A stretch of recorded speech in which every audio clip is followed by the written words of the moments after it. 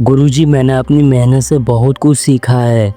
मेरी स्किल बाकी लोगों से काफ़ी बेहतर है, लेकिन जब भी मैं किसी सीनियर के सामने अपनी नॉलेज दिखाने की कोशिश करता हूँ तो वो मुझसे नाराज़ हो जाते हैं।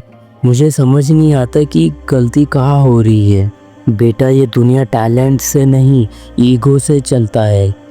जब तुम किसी ऐसे इंसान के सामने ज़्यादा चमकने लगते हो जो तुमसे ऊपर है, तो वो इनसिक्योर फील करने लगता है। शिष्य: लेकिन गुरुजी, क्या ये गलत है कि मैं अपने टैलेंट को दिखाना चाहता हूँ? गुरुजी मुस्कुराते हुए बोलते हैं, गलत नहीं है, लेकिन गलत जगह पर सही चीज़ भी नुकसान कर सकता है। हिस्ट्री में देखो, कई टैलेंट लोगों ने अपने मालिकों से ज़्यादा चमकने की गलती की और अपनी पूरी मेहनत बर्बाद कर दी। शिष्य थोड़ा गंभीर होते हुए, तो फिर मुझे क्या करना चाहिए? गुरुजी, पावर की दुनिया में तुम्हें अपने से बड़े लोगों की ईगो को समझना होगा। उन्हें फील करना होगा कि वो तुमसे ज़्यादा पावरफुल है। कभी भी डायरेक्टली उनसे बेहतर मत दिखो, बल्कि अपनी सक्सेस को उनकी ग्रेटनेस से जोड़ दो। अगर तुम स्मार्ट हो तो उससे उनका गाइडेंस कहो। अगर तुम मेहनती हो तो कहो कि उनकी लीडरशिप का रिजल्ट है।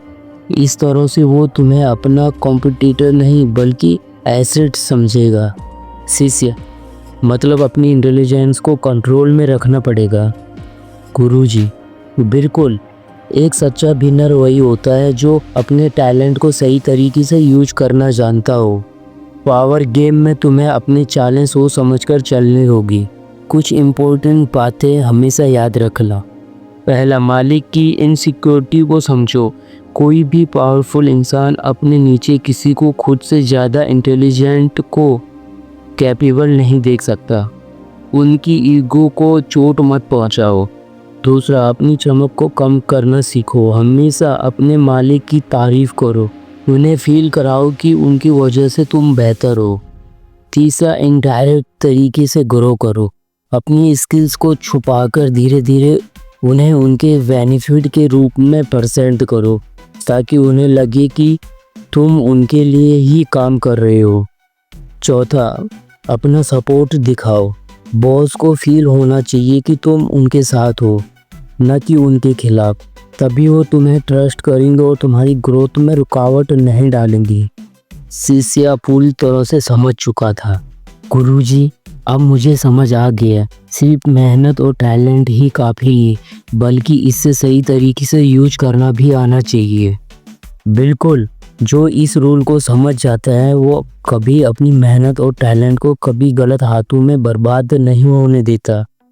अब तुम रेडी हो पावर की दुनिया में एक सच्ची खिलाड़ी बनने के लिए। शिष्य गुरु के सामने झुककर आभार प्रकट करता है और अब उसकी आंखों में एक नया आत्मविश्वास झलक रहा है। वह उठकर अपने सफ़र की ओर बढ़ता, क्योंकि अब उसे पता है कि दुनिया कैसी चलती है।